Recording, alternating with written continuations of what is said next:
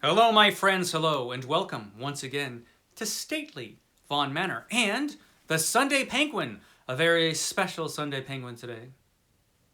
I didn't actually think I was going to have a Sunday Penguin up at all today because I don't got a heck of a lot of time to film, but I thought, I'll throw something up. I'll throw something special for the Sunday Penguin up.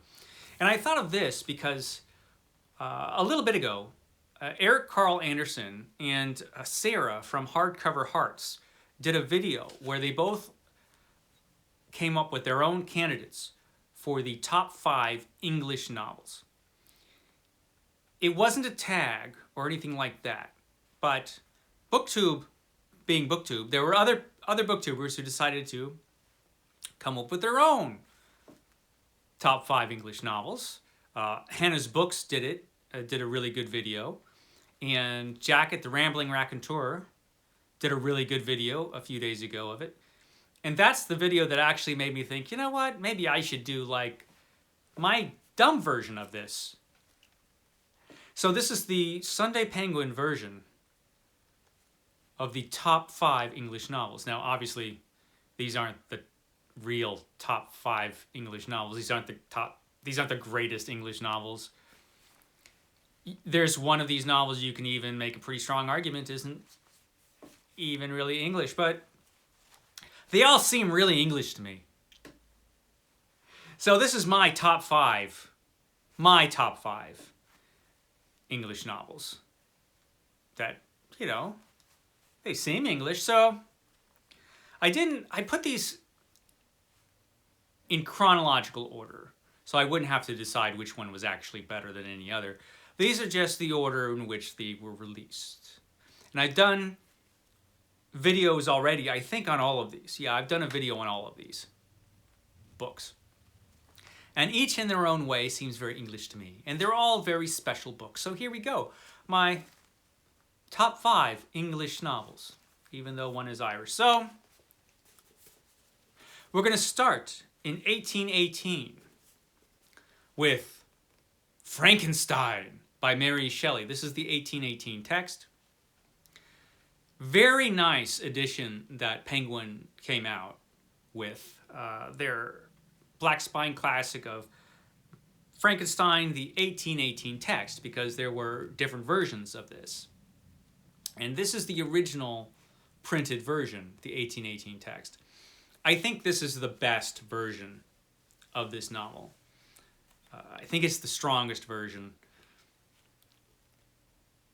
This is an excellent novel. If you're only familiar with Frankenstein from the films, you're going to be pretty surprised by this book. It follows the basic idea of what you know Frankenstein to be, whereas Frankenstein creates a monster or a person who becomes a monster because Frankenstein's, such a jerk. But Frankenstein does create what ends up being a monster. The monster, however, is so much more complex and intelligent and interesting than you might think if you've only seen the films. Really interesting character, and one of my favorite characters in all literature is the monster that you will find in this book. Frankenstein, I'm not too fond of Frankenstein, but it's excellent. This is an excellent book with several different themes. It's about a lot of things, this book. Entertaining book. Not particularly long. It's a fairly short read, actually. And I think it doesn't get enough credit even now for being as well written as it actually is. This is a pretty strong narrative. Really like this book, Frankenstein by Mary Shelley. And it is in my top 5 English novels. So there we go. Frankenstein. Of course I had to have Frankenstein in there. But now we're going to go to 1847. 1847 and Jane Eyre.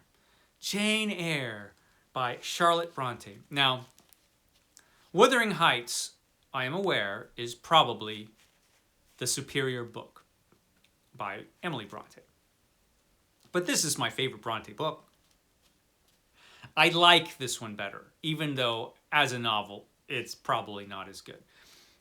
But that's okay.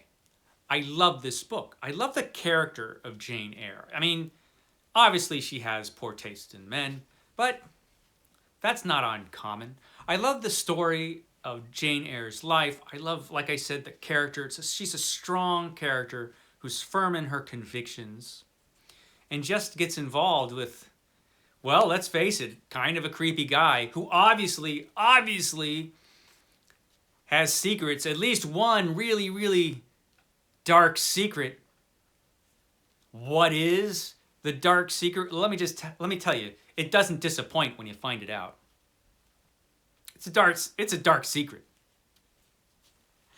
So this book delivers on multiple levels. It's just an excellent book. It's an excellent story of this woman's life and this particular interesting period of it. It's kind of a thriller in a way. A lot of good stuff in this book. Really entertaining, really gripping stuff. And I think it holds up really well today. A lot of people love this book, justifiably so. And I love it. It's one of my favorites. Jane Eyre. So there you go, Jane Eyre, one of my top 5 English novels. So now we're going to go to 1859. 1859 and one of the original sensation novels. It's sensational. It's sensational. It's a book I've talked about before. It's The Woman in White by Wilkie Collins. Now this is a Penguin hardcover that I've actually read, and so you can see that some of the ink is coming off of the doves there, which is a failing of these Penguin hardcovers. If you actually read them with your hands, you know, the ink wears off. But they're still really cool books. I really do like them. And this is a really nice edition of The Woman in White by Wilkie Collins. This is a sensation novel. Who is the mysterious woman in white? And this book does have some of the best characters that you're going to find in an English novel. It's thrilling. It's got Count Fosco, the terrible villain, but he's really an entertaining character. It's got a heroic character, and it's not the guy you think is going to be the heroic character. It's really cool. I like this book an awful lot. Every time I pick it up, actually, I feel like, you know what, I want to read this again. Really delivers.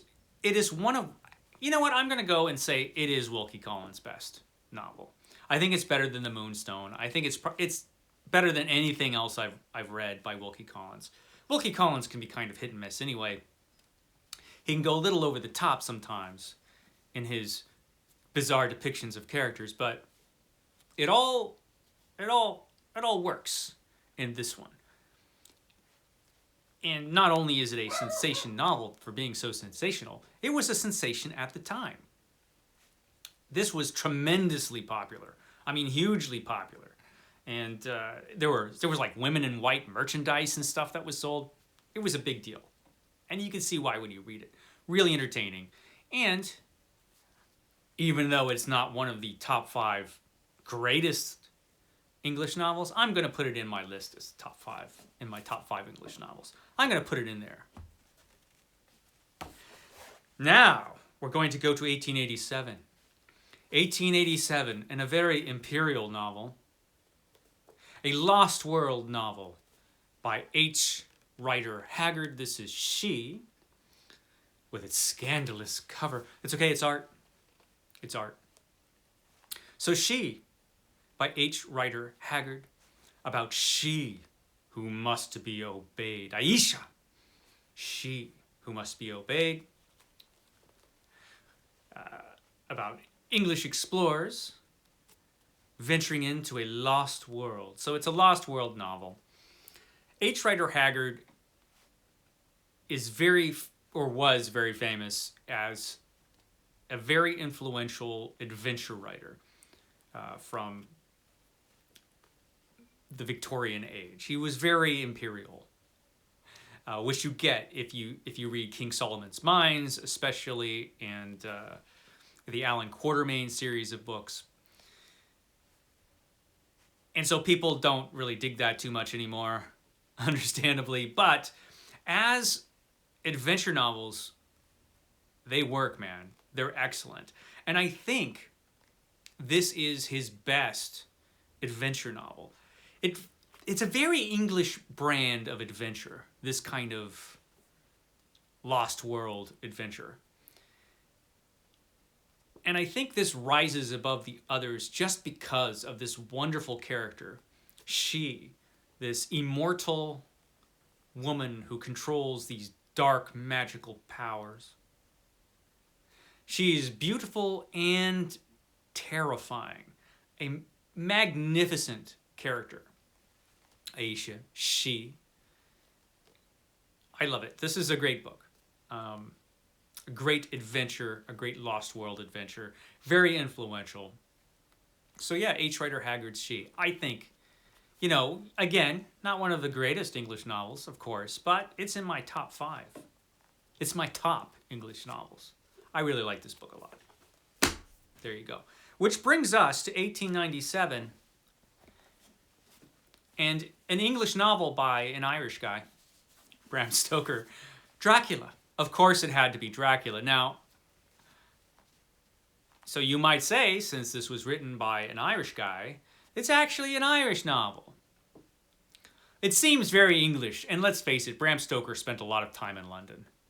And this book is all about Dracula going to London and causing trouble in London and trying to cause a lot of trouble in London and people fighting Dracula in London. So I'm going to pretend that it's English.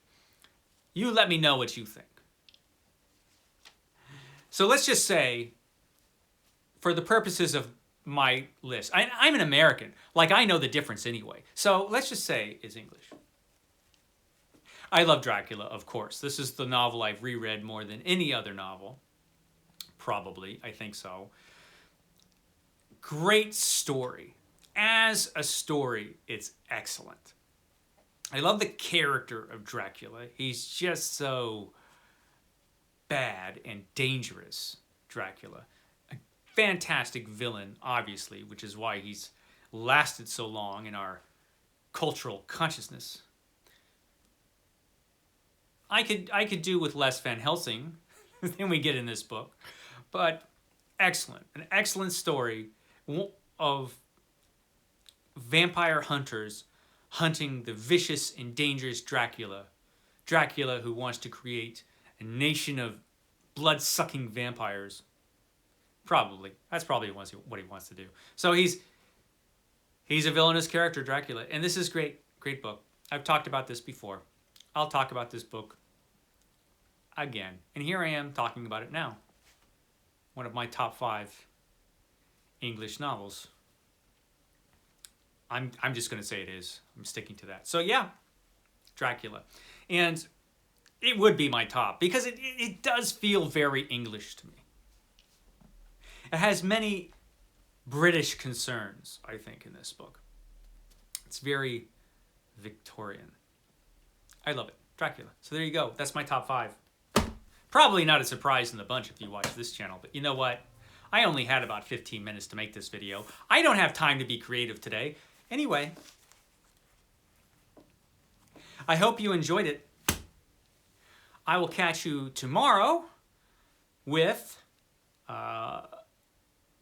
June on the Range. I'm going to be launching June on the Range with another top list, my top 10 favorite Western writers tomorrow for June on the Range. So I'll be suggesting some writers that you might want to read for the fantastic June on the Range, which is going to be an epic reading event in June, starting up in just a day or so, all about reading Western fiction. So there's that. And then I'm going to have my May wrap-up where I'm talking about all the books I read for Horror Mayhem. So a bunch of thrilling stuff coming up. Okay, guys, I've gone on long enough. I will see you next time.